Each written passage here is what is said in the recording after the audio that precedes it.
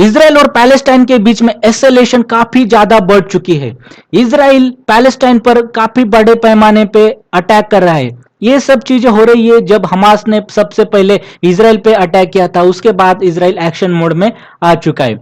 दोस्तों इस वजह से जो वॉर है अगर वो ऐसे ही इस्केलेट होता है तो इसका जो परिणाम है वो दुनिया सहित भारत में भी दिखाई देंगे। इसका प्रमुख परिणाम जो था वो अर्थव्यवस्था पे और हमारे जो मिलिट्री है उस पर भी होगा। आप सोच रहे होंगे मिलिट्री पे इसका इंपैक्ट कैसे होगा। दोस्तों देखते हैं इसका इंपैक्ट कैसे होता है। दोस्तों अगर हम इसराइल को देखते हैं तो इसराइल हमारा एशिया की बात किए तो तीसरा सबसे बड़ा ट्रेड पार्टनर है, और अगर ओवरऑल हम बात किए तो ये 10 नंबर का हमारा ट्रेड पार्टनर है, मतलब कि ये टॉप 10 में आता है। और दोस्तों इसकी खासियत है इसराइल की कि ये भारत को मिलिट्री इक्विपमेंट जो है वो भेजता है, वेपन्स भेजता है। तो मिलिट्री के लिहाज से भी ये काफी महत्वपूर्ण है। और अगर हमें मिलिट्री ट्रेड की एक बात की जाए, उसका अगर हम मूल्य देखें तो ये लगभग 74,000 करोड़ इतना मोटा एक मिलिट्री व्यापार जो है वो इसराइल और भारत के बीच में होता है। क्योंकि देखिए दोस्तों इसराइल जो है वो काफी टेक्नोलॉजी एडवांस देश है और काफी एक हाई टेक मिलिट्री इक्विपमेंट बनाता है, तो भारत इनके पास से मंगवाता है। उसमें अवैकस आता है और फिर इनके जो एंटी मिसाइल सिस्टम है वो आते हैं दोस्तों। अब दोस्तों वहां पे वार छिड़ चुका है।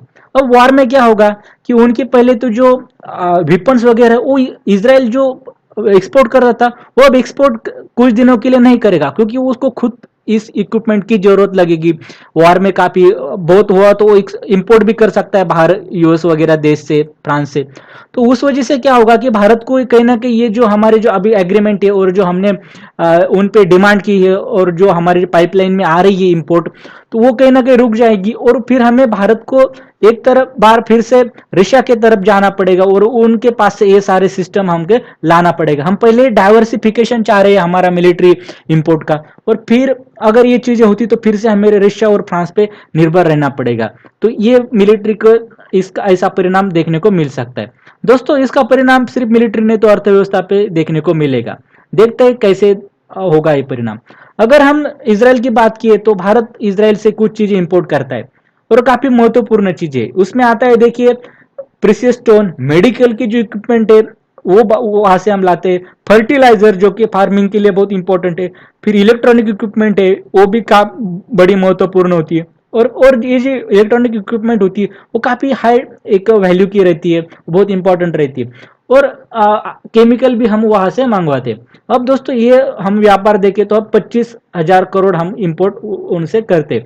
वैसे तो दोस्तों इस वजह से क्या होगा कि अगर वॉर की वजह से ये सारी चीजें पे कहीं ना कहीं अफेक्ट पड़ेगा, उनकी प्रोडक्शन हाल्ट हो जाएगी वहां पे, तो हमारे देश में इसका शॉर्टेज देखने को मिलेगा। और ये शॉर्टेज अगर हमें देखने को मिलता है तो कहीं ना कहीं इनका वो एक ये कम हो जाएगी और इनकी जो कीमतें वो बढ़ेगी, उसके वजह से एक महंगाई दर कहीं ना कहीं बढ़ेगा। इन्फ्लेशन भी उसमें आ सकती है, भारत में भी आ सकती है और दुनिया में भी आ सकती है। और जब यूक्रेन और रशिया का वार हुआ था तभी भी हमने देखा कि जैसे उस रीजन से जो भी चीजें आती थी, जैसे कि प्राइमरीली भारत तो लकी है लेकिन जो फूड ग्रेन वहां से आता है गेहूं वगैरह, तो उसका जो शॉर्टेज है वो इजिप्ट और अफ्रीका में देखने को मिला।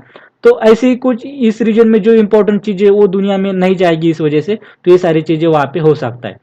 और दोस्तों हम भारत की कुछ कंपनियां देखते हैं जैसे कि टीसीएस, एसबीआई बैंक, विप्रो, जैन इरिगेशन, इंफोसिस, टेक महिंद्रा। तो ये जो कंपनीज है या इनका एक छोटे मोटे पैमाने पे इसराइल में प्रेजेंस है, वहां पे उनका बिजनेस चलता है। अगर देखिए दोस्तों ये यहाँ पे अगर वार होता है तो ये सारी जो कंपनियां इनका प्रॉफिट और बिजनेस वहां पे हाल्ट हो जाएगा और उस वजह से कहीं ना कहीं हमारे देश को एक फाइनेंशियल इसका एक खामियाना भुगतना पड़ेगा। ये भी यहाँ पे एक बात सामने आ रही है। और दोस्तों एक और चीज बात देखते हैं कि जैसे कि हम इंटरनेशनल स्तर पे देखते तो एक बड़ा इनिशिएटिव G20 के टाइम पे लॉन्च किया था जिसका नाम था इंडिया मिडल ईस्ट यूरोप, एक रेल रूट कॉरिडोर था और ये काफी महत्वपूर्ण था। हमारे प्रधानमंत्री भी इसको लेकर काफी एक एस्पिरेशनल थे।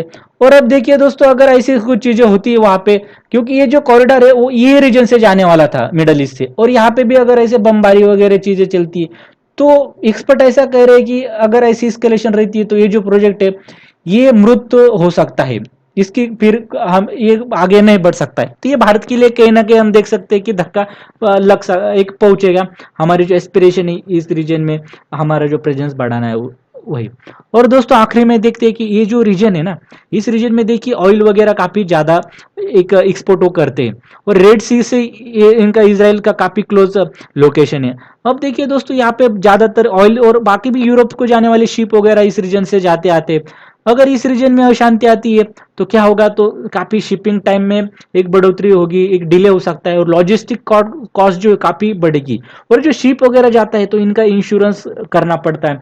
और अगर यहाँ पे वोलेटिलिटी होगी तो जो इंश्योरेंस कंपनियां होगी वो ज्यादातर प्रीमियम जो है वो ये जो शिप वगैरह इनका लेगी। देखिए इंश्योरेंस जो होता है शिप वगैरह का, ये कम नहीं होता है, करोड़ों में होता है।